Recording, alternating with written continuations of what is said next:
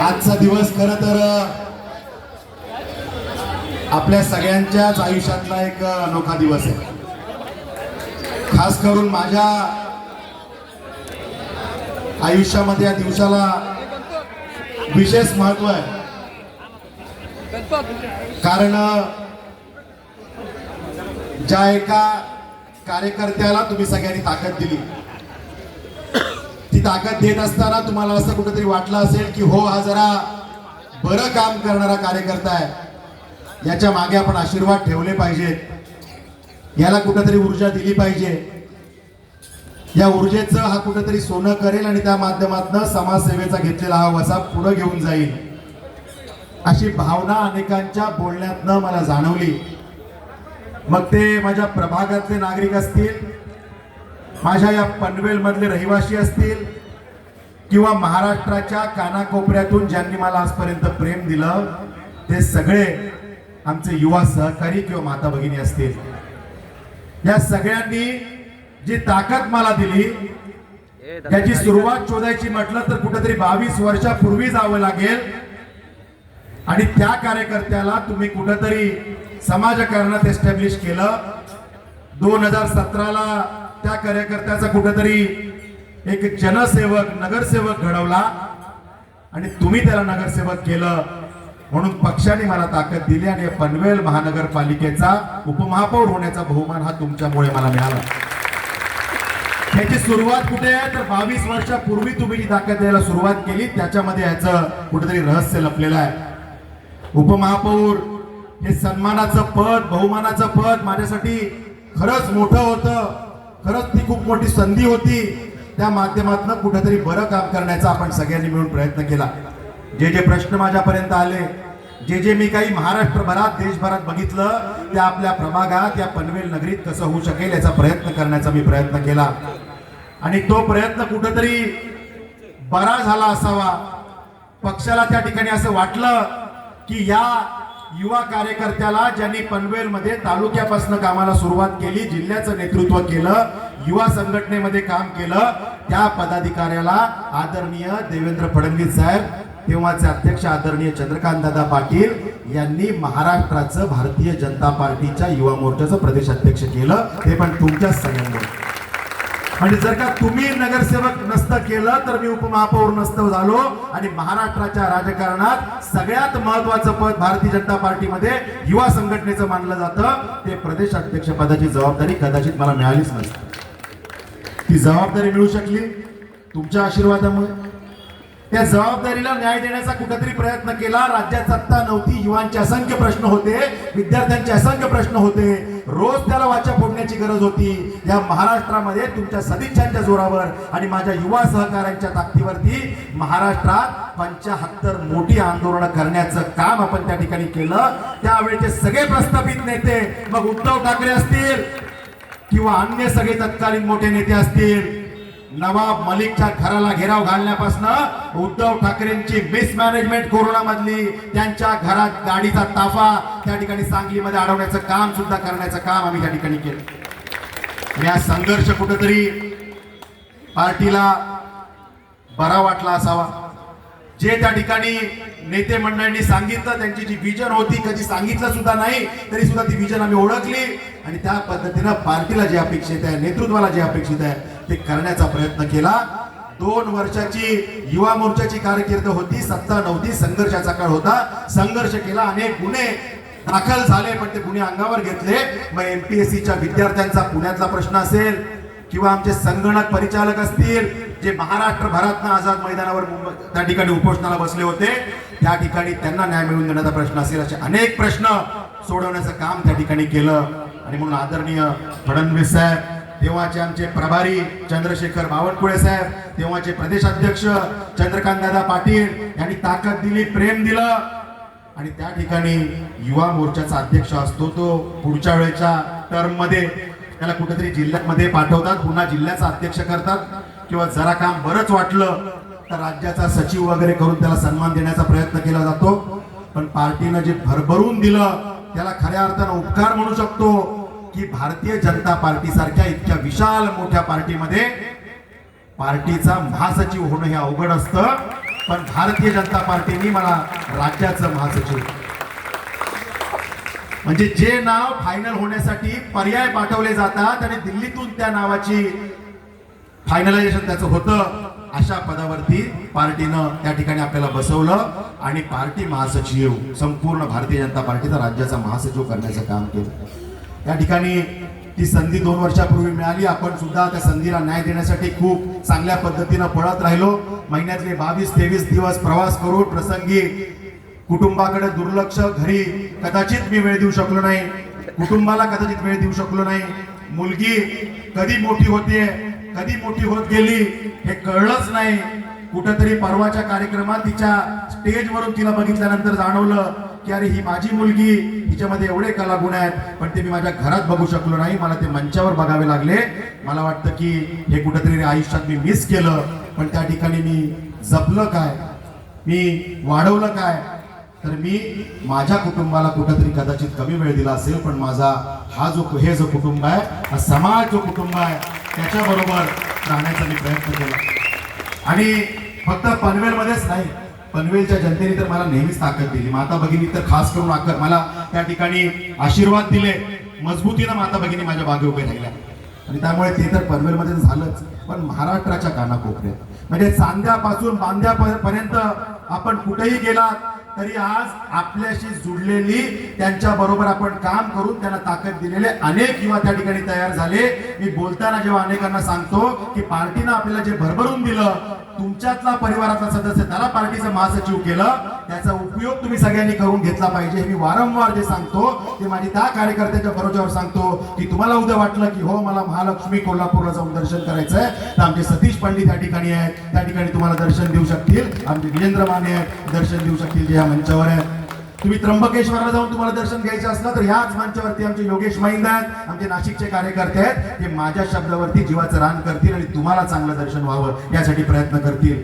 परिवार म्हणजे काय असतं? हाच परिवार आहे. एकमेकांना कुठेतरी मदत करणं, मग त्याच्यामध्ये सामाजिक विषय असतील, आरोग्याचे विषय असतील, कुटुंबाचे प्रश्न असतील, शासकीय विषय असतील, त्यांना कुठेतरी आपण मदत करणं म्हणजेच कुटुंब भावना जपणं असं मला वाटतं. आणि त्यामुळे ते जपण्याचा आपण प्रयत्न केला. महाराष्ट्राच्या कानाकोपऱ्यात तो प्रयत्न यशस्वी झाला.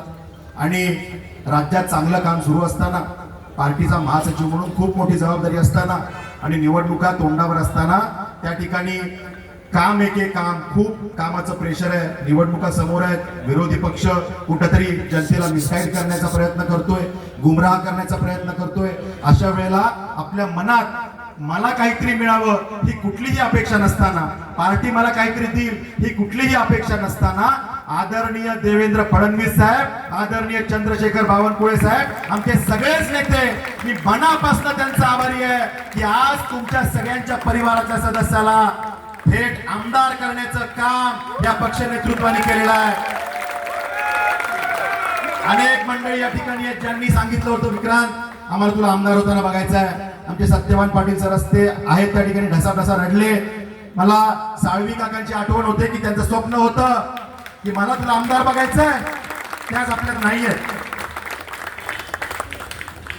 थोडा शानेक मंडळी आहेत की ज्यांनी मला आपल्या मुलाप्रमाणे प्रेम दिलेलं.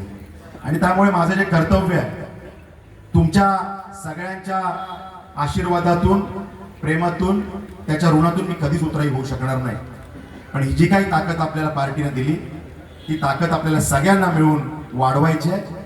त्याचा उपयोग समाजसेवेसाठी आपल्याला करून घ्यायचा आहे. आपल्या कुटुंबातल्या प्रत्येक सदस्याला त्याचा कसा उपयोग होईल हा आपल्याला करून घ्यायचा आहे. आणि एक समाज म्हणून आपण काही कॉन्ट्रीब्युशन देऊ शकतो का, हा प्रयत्न आपल्या सगळ्यांना करायचा आहे. आणि त्यासाठी मला तुमच्या सगळ्यांच्या मदतीची गरज आहे. म्हणजे आज पार्टीनं आपल्याला हे सगळं दिलं, इतकी ताकद दिली. 22 वर्षाचा मी माझा प्रवास तुम्हाला 5 मिनिटात सांगण्याचा प्रयत्न केला. पुन्हा याचं मूळ कुठं शोधायला गेलो तर 40 वर्ष मागे जावं लागेल. याची सुरुवात 40 वर्षापूर्वी झाली की या रायगडच्या राजकारणामध्ये भारतीय जनता पार्टीचं फार विशेष स्थान नव्हतं. तेव्हा या ठिकाणी प्रस्थापित शेतकरी कामगार पक्ष असेल, काँग्रेस असेल, त्यांची सत्ता होती. आणि त्या काळामध्ये भारतीय जनता पार्टीची राज्यात, केंद्रात सत्ता येईल असं कुठलंही चिन्ह नव्हतं. म्हणजे अगली बारी अटल बिहारी ही घोषणा देत देत अनेक निवडणुका लढण्याचा प्रयत्न त्या काळात आम्ही केला. मी तर खूप नौका होतो, पण त्या काळात जे नेतृत्व निस्वार्थीपणे कुठल्याही विषयाची अपेक्षा न करता अनेक आमिष दिली गेली पण त्याला बळी न पडता संघर्ष काय असतो याची व्याख्या ज्यांनी रायगडच्या राजकारणाला दिली ते नाव म्हणजे सन्माननीय बाळासाहेब पाटील. म्हणजे एकीकडे आजच्या महाराष्ट्राच्या राजकारणामध्ये मला काहीतरी मिळालं पाहिजे म्हणून 10-10 वेळा पक्षांतर करणारी मंडळी एका बाजूला, माझ्या परिवाराचं भलं व्हायला पाहिजे यासाठी तत्व भासनात गुंडाळून बसणारी मंडळी एका बाजूला. पण मला माझ्या परिवाराशी काही घेणं नाही, माझ्या पार्टीची विचारधारा खालपर्यंत पोहोचली पाहिजे.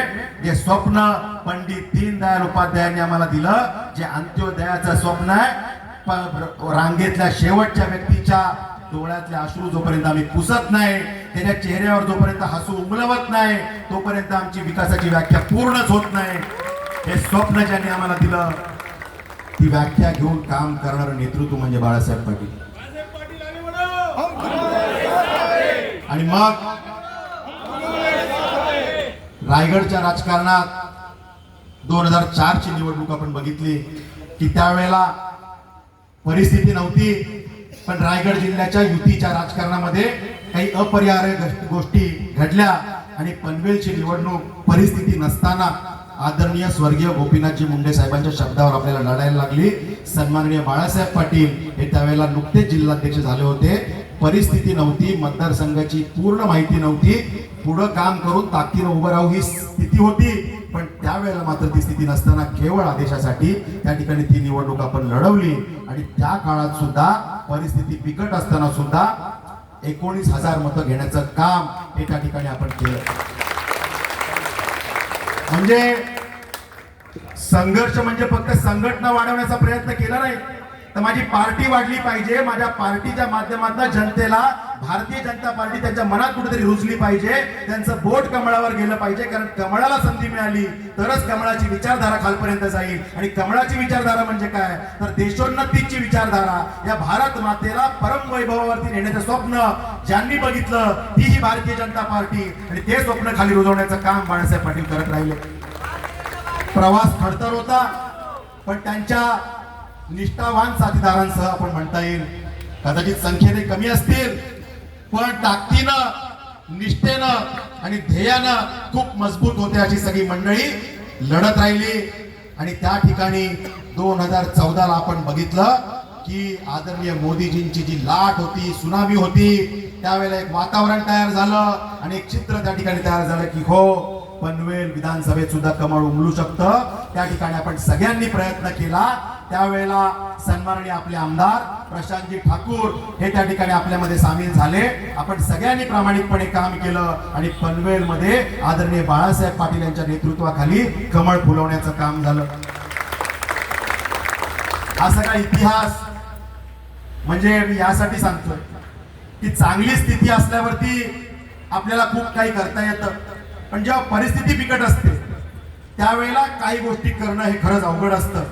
म्हणजे ज्या पद्धतीनं सन्माननीय बाळासाहेब पाटील सांगतात की खिशात 1,000 रुपये असेल तर थोडं डोकं लावून त्या 1 रुपयाचे 100 रुपये करणं, 1000 रुपये करणं सोपं आहे. पण खिशात फुटकी दमडी नसेल, शून्य असेल तर शून्याचा 1 रुपया करणं अवघड असतं. शून्याचा 1 रुपया करण्याचं काम सन्माननीय बाळासाहेब पाटील आणि त्यांच्या सहकार्याने केलं. त्यामुळे त्या सगळ्या विषयात मी जर कुठला वारसा घेतला असेल तर त्यांच्या प्रामाणिकतेचा वारसा घेतला, त्यांच्या संघर्षाचा वारसा घेतला, त्यांच्या कर्तृत्वाचा वारसा घेतला, कुठलाही डाग आपल्या अंगाला लागू नये याची काळजी घेण्याचा वारसा घेतला. आणि त्या पद्धतीनं महाराष्ट्राच्या राजकारणात मी एक तत्व मात्र पाळलं की मी स्वतःला जर प्रूव्ह करू शकलो नाही, मी स्वतःला जर का मैदानात झोकून देऊन माझ्या ताकदीवरती जर का ही गोष्ट मला मिळते अशी परिस्थिती तयार करू शकलो नाही तर मला राजकारणात काहीही नको. मी केवळ कोणाचा तरी मुलगा आहे म्हणून जर का मला कोणी काही देणार असेल तर मला कधीही नको. त्या भूमिकेत मी राहिलो आणि त्या पद्धतीनं काम करत करत एक एक पायरी हळूहळू चढत त्या ठिकाणी समोर गेलो. अनेकांना असं वाटतं की विक्रांतचं चांगलं झालं, खूप लवकर त्याला हे मिळालं. कदाचित माझ्या कमी वयात मला हे मिळालं असेल, हे सत्य आहे. पण मी सुरुवात वयाच्या 16व्या वर्षी केली आणि 22 वर्ष सातत्याने काम करतोय. हे सुद्धा